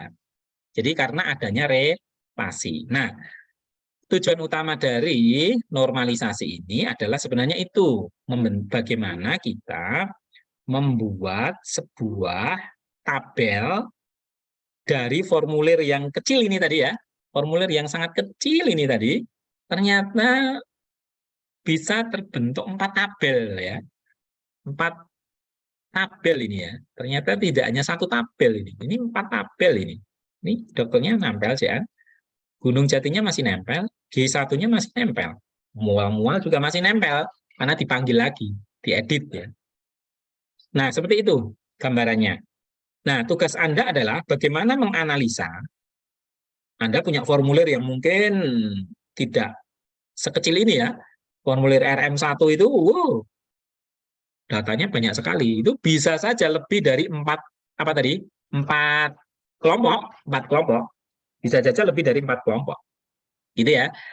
Tapi intinya adalah sebenarnya semakin Anda menemukan data yang independen, data per kelompok data per kelompok yang sederhana itu tadi, itu nanti sebenarnya Anda akan mendapatkan sebuah keuntungan, yaitu tidak adanya redundan, non redundan. Jadi Anda tidak mendapatkan data yang redundan. Jadi redundansi data itu sudah tidak lagi. Pengulangan penulisan data itu nama dokter, nama pasien itu sudah nggak ada lagi di sana. Jadi cukup menggunakan nomor RM-nya sebagai kunci untuk pemanggilan data. Nah, itu fungsi utama dari normalisasi. Sehingga kita bisa sebut bahwa tujuan normalisasi database ini adalah untuk menghilangkan atau mengurangi redundansi itu sendiri. Gitu ya. Jadi ada kemungkinannya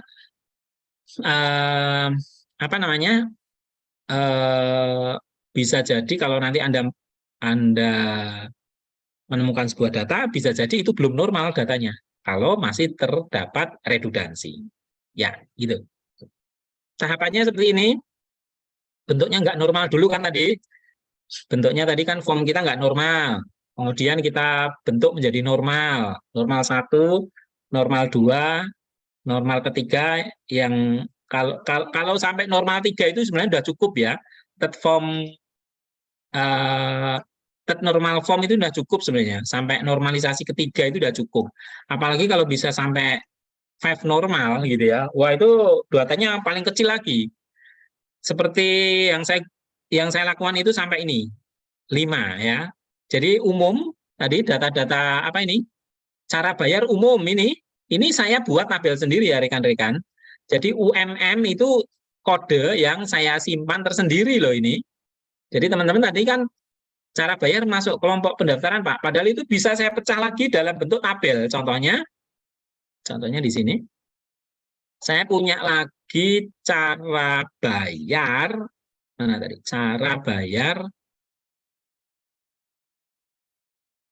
combo. Saya pil ya. Pil mana? Pil itu pilih. Nah, saya kelompokkan nama tabelnya juga saya buat inisial pil gitu dalam rangka untuk memudahkan pencarian.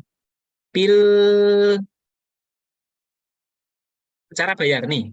Pil cara bayar saya plus. Nah, UMM, kode bayarnya UMM umum. BPJS Kesehatan. Kalau BPJS Ketenagakerjaan, BPJS Ketenagakerjaan. Nah, itu teman-teman. Itu bisa satu tabel sendiri gitu loh. Cara bayar itu bisa satu tabel sendiri. Kenapa demikian? Ya, kalau nanti ada pasien dengan cara bayar asuransi, masa kita nanti menjebol rumah? Kan enggak. Cukup kita tambahkan nanti di sini. Klik datanya di sini. Misalnya asuransi yang lain ya. PRD, prudensial misalnya gitu ya. Prudensial. Nah, asuransi cara bayarnya apa? Prudensial. Nah, kita klik di sini, browse, nambah data 1, prudensial. Sehingga nanti kalau kita klik di sini, teman-teman, kita reload, biar cara bayarnya ini ya, cara bayar klik di sini. Nah, ada prudensial di sini. Nih, prudensial. Cara bayar menggunakan prudensial. Kayak gitu. Jadi nggak butuh lagi telepon programmer, nggak butuh lagi telepon IT ya. Yang penting di master cara bayar, nanti ada data master ya biasanya data referensi yang memang digunakan untuk menambahkan data baru gitu. Jadi cara bayar ini bisa kelompok berapa tadi? Kelompok 6 atau kelompok 5 gitu ya. Ya, kelompok 5 gitu. Tapi itu semakin normal semakin bagus ya. Semakin detail semakin bagus. Kalau saya seperti itu. Jadi bisa sampai pada tahap normal ke 3 saja cukup, tapi kalau bisa memungkinkan sampai kelompok 5 jauh lebih bagus. Karena nanti setiap data yang dinamis kita menghindari merombak rumah atau merombak sistem informasi. Jadi cukup database-nya aja yang diupdate gitu ya. Database-nya yang diupdate gitu. Begitu ditambahkan maka prudensial akan keluar. Di samping juga cara bayar yang lain. Nah, itu. Jadi tujuan utama dari normalisasi adalah sebenarnya untuk mendapatkan file-file atau tabel-tabel terkecil ya, paling kecil sing kira-kira bisa dipecah lagi aja. Yang penting ada relasi. Jadi yang penting ada relasi. Seperti ini tadi kode bayar nanti berrelasi dengan kode bayar yang ada di sini UMM. Nah, gini. Sehingga nanti kalau berrelasi dia akan bisa tahu kita. Jadi kalau ini kita relasikan dengan 4 tabel nanti dengan nomor register ini, nomor RM ini, nanti kita bisa tahu nama pasiennya siapa, cara bayarnya apa, dokternya siapa, dari 4 tabel yang tadi sudah kita konsep, ya kita kelompokkan, bisa, gitu ya. Nah, bisa tahu. Nah, oke. Itu bentuk normal, bisa sampai tahapannya seperti itu, menghilangkan apa-apa-apa. Tapi intinya sebenarnya kalau saya, teori-teori seperti ini, nanti tahapannya dibuat kelompok dulu, bertahap. Jadi tahapannya nanti mungkin di slide ini ya, ini saya contohkan nih, contohnya proses normalisasinya saya tahapkan di sini di file ya. Nanti lebih detail teman-teman bisa memahami di file yang saya kirim ya. Jadi dari kasus yang tadi saya baca, yang saya sampaikan ke teman-teman, kasusnya ini dibuat gini dulu contohnya ya. Dibuat panjang dulu datanya. Ini bentuk tidak normalnya dulu. Hasil entryan datanya kan sebenarnya seperti ini. Entryan data yang ada di slide tadi kan seperti ini, bukan di database-nya loh ya. Mungkin normal, bentuk tidak normalnya tadi. Nah, gitu.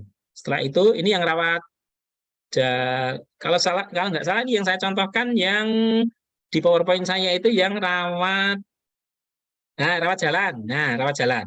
Yang rawat inap itu sebenarnya yang saya minta untuk tugas gitu ya.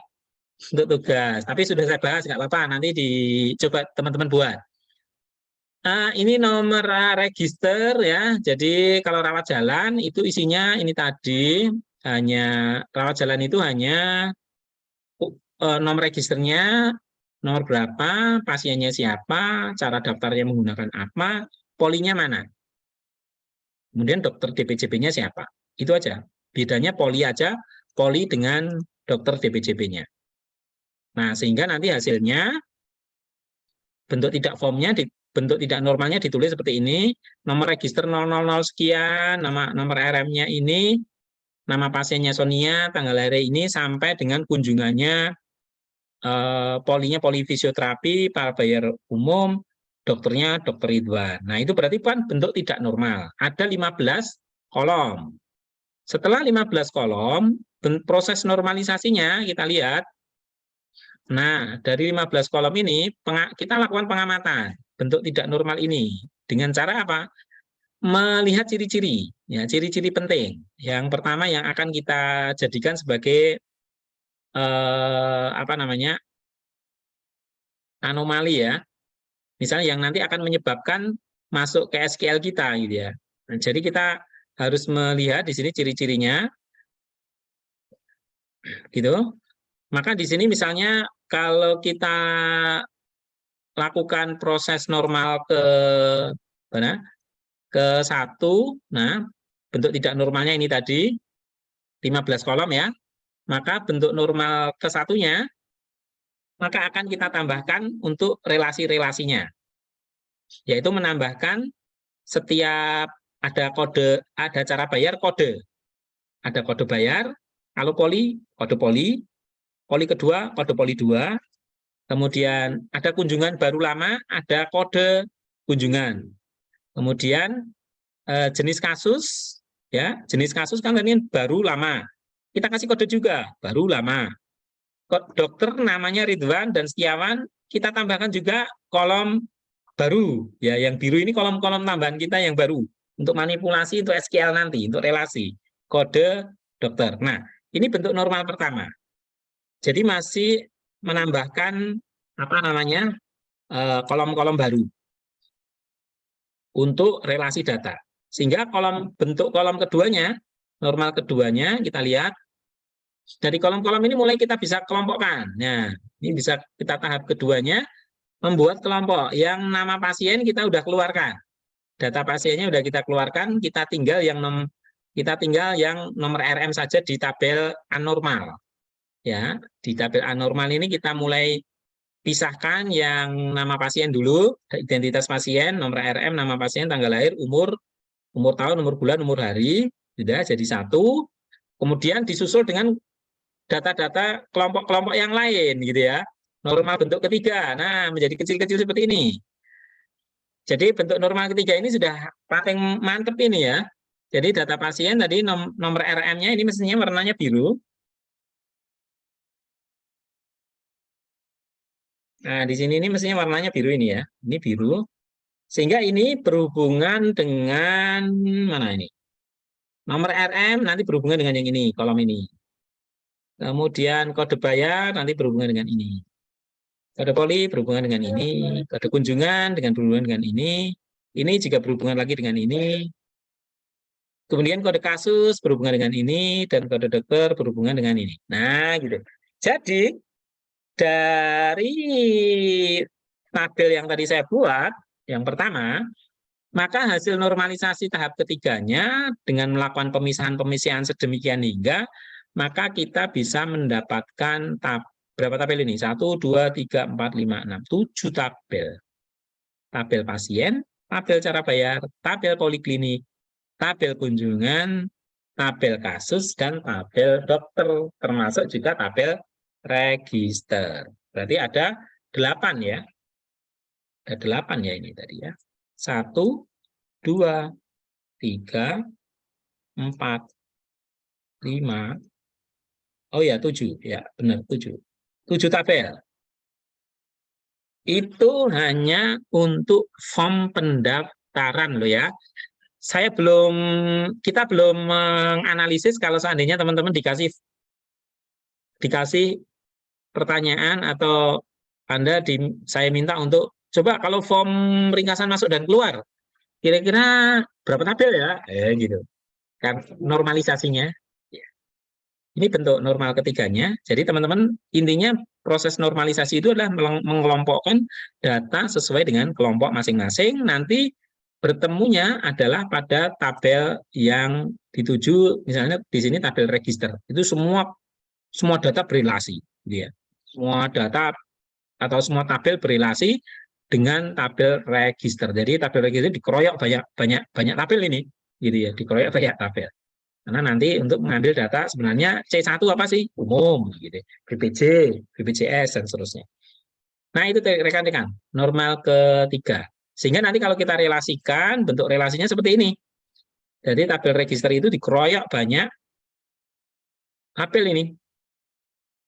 Nih, nomor RM ke sini, kode dokter ke sini, poli ke sini, kode bayar ke sini, gitu ya. Cara bayar ya. Kemudian jenis kasus ke sini, jenis kunjungan ke sini, ya gitu. Jadi meskipun namanya berbeda, kode bayar di sini cara bayar nggak masalah, gitu. Yang penting bisa berrelasi. Yang penting datanya sama. Maksudnya kalau datanya sama itu adalah kalau misal datanya sama itu misalnya itemnya sama, gitu ya. Itemnya sama. 001 ketemu 001 meskipun fieldnya beda nggak masalah. Yang penting apanya? Itemnya sama. Item datanya sama. Karakternya jumlahnya ya sama gitu ya. Karakternya ada 5 karakter sama-sama cara bayar ada 5 karakter misalnya. Nah, itu sehingga nanti kunci relasi akan bisa terjalin. Itu tujuan dari normalisasi. Sehingga kesimpulan dari studi kasus itu, dari data yang tidak normal dilakukan normalisasi ini dapat kita peroleh ada 7 ya. Ada 7 tabel. Tabel pertama tabel register, tabel kedua tabel pasien yang isinya nanti akan mendata identitas pasien. Sementara untuk tabel register ini nanti berguna untuk mendata kunjungannya, tanggal berapa, cara bayarnya apa, nomor registernya berapa, keluhannya apa. Poliklinik nanti digunakan untuk mendata poliklinik yang ada di rumah sakit, kunjungan itu untuk mendata kunjungan, dokter berarti data-data nama dokter di rumah sakit. Nah, tugas Anda ini membuat normalisasi rawat inapnya, gitu yang tadi saya contohkan, gitu ya. Bisa saja Anda membuat detail. Kalau tadi kita diskusikan ada 4. Nah, ternyata mungkin bisa saja, Pak, ini saya normalkan lagi, boleh nggak? Ya, boleh saja. Nanti dengan alasan apa, gitu ya. Dengan alasan apa? Yang penting Anda bisa menjelaskan di normalisasinya di sini, di gambar Excel-nya nanti. Nanti teman-teman buat dalam bentuk Excel seperti ini aja. Untuk kasus normalisasi untuk rawat inap ya, buatlah langkah normalisasi berdasarkan formulir kasus rawat inap berikut ini.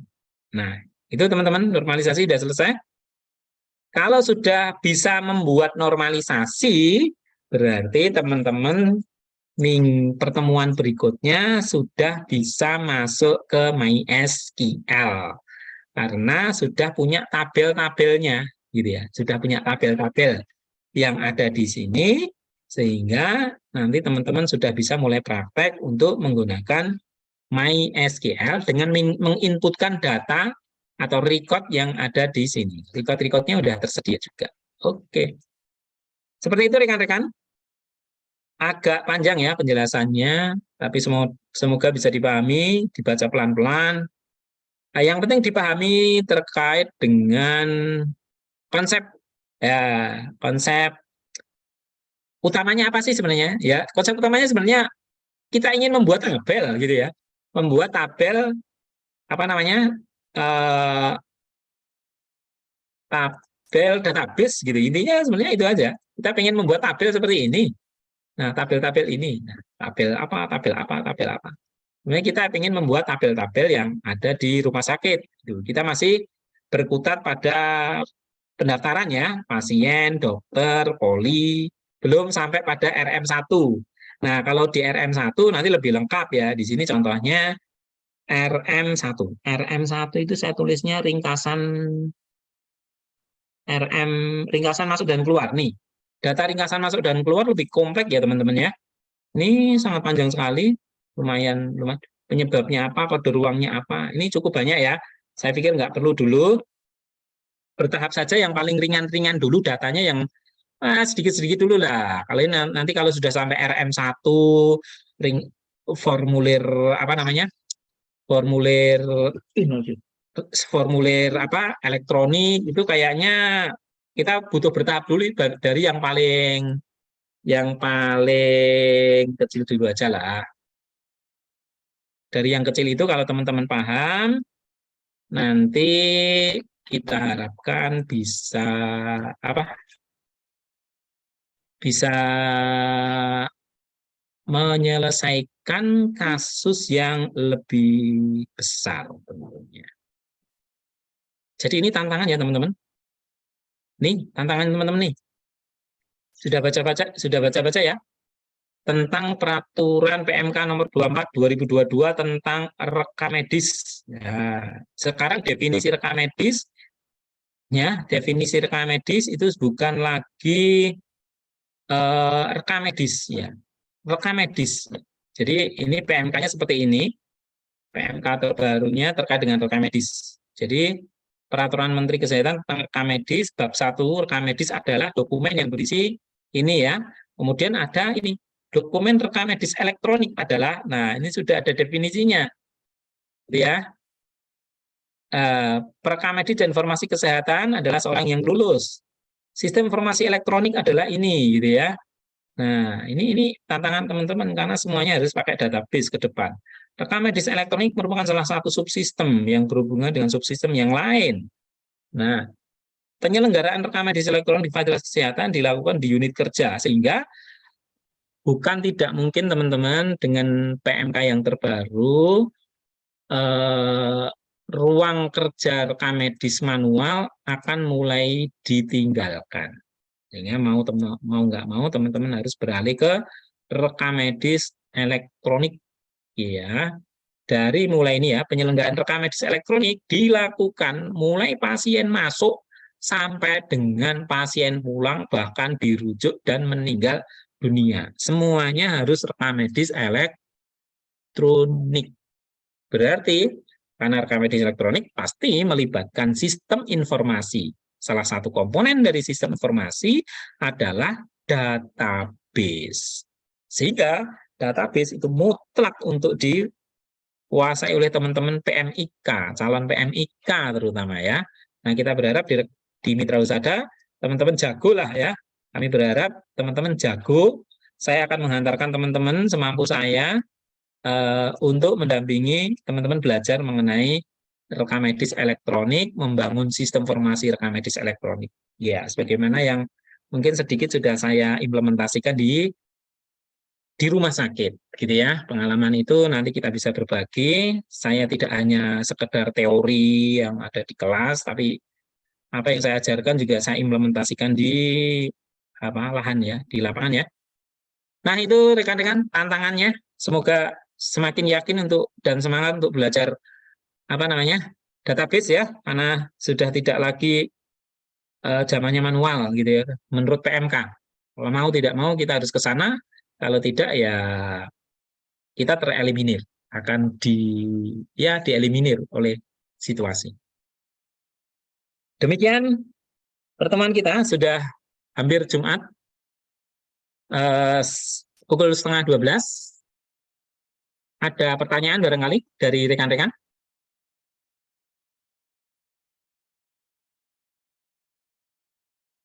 Tidak ada, Pak. Oke, sementara kalau nggak ada, cukup Mbak Astri, Mbak Asti ya. Mbak Asti, teman-teman yang lain ada enggak? Mbak Putri tadi joinnya pertama kali ya. Mbak Putri, Mbak Rosita, ada? Belum ada, Pak. Cukup jelas ya, tugasnya jangan lupa dikerjakan, ya. Kemudian nanti diupload di psikologi. Boleh diskusi kelompok, boleh sama lah, boleh sama. Yang penting sama itu kerjanya bareng gitu ya. Jangan, maksudnya saya ngopi punyamu upload ya silakan kalau Anda model kuliahnya seperti itu. Kalau nggak paham ya jangan disalahkan teman-teman atau saya gitu ya. Tapi teman-teman berusaha diskusi dengan teman, digarap bersama sehingga ya satu dengan yang lain memberi umpan balik gitu ya. Jangan sampai copy mengcopy, karena kalau copy mengcopy itu berarti Anda telah merencanakan ya ketidakpahaman gitu ya. Berbeda kalau Anda nanti kerja bersama, hasilnya meskipun sama, tapi hasil kerja bersama itu beda. Silakan. Saya tidak mengajari Anda karena sudah dewasa, harus meniru atau apa. Yang penting silakan nanti dikerjakan agar Anda bisa merealisasikan normalisasi ya sampai bentuk akhir, punya struktur tabel rumah sakit yang sederhana atau struktur tabel pendaftaran sampai yang lainnya, sehingga nanti pekan-pekan berikutnya, pertemuan berikutnya kita sudah bisa implementasi ke database MySQL. Harapannya begitu. Dengan modal yaitu tadi kemampuan analisis. Setelah dari pendaftaran bisa jadi nanti saya minta atau kita belajar kasus yang lebih besar. Misalnya RM1-nya bagaimana Pak? Kita elektronikan. Nah, nanti kita analisis bersama dalam diskusi-diskusi gitu ya. Nah, silakan nanti disiapkan form-form elektronik. Kalau nggak ada, saya punya satu bengkak form elektronik yang sudah saya dapatkan dari rumah sakit dalam rangka untuk menyiapkan rumah sakit berbasis elektronik, rekam medis elektronik. Sudah dijawil sama Bu Direktur ya untuk menyiapkan diri ke rekam medis elektronik di rumah sakit. Jadi saya formulir cukup banyak, siap untuk dieksekusi dalam dalam normalisasi, ya, sehingga nanti kita punya database normalisasi, database pasien atau database rumah sakit yang telah ternormalisasi sesuai dengan formulir masing-masing. Demikian, kalau tidak ada pertanyaan, terima kasih atas perhatiannya. Doakan kita semuanya sehat, sehingga kita bisa kembali bertemu di lain yang kesempatan ya. Terima kasih atas perhatiannya. Mohon maaf kalau ada kekurangan. Saya akhiri. Assalamualaikum warahmatullahi wabarakatuh. Waalaikumsalam. Waalaikumsalam warahmatullahi Terima kasih, Pak. Oke, sama-sama. Zoom-nya saya live ya.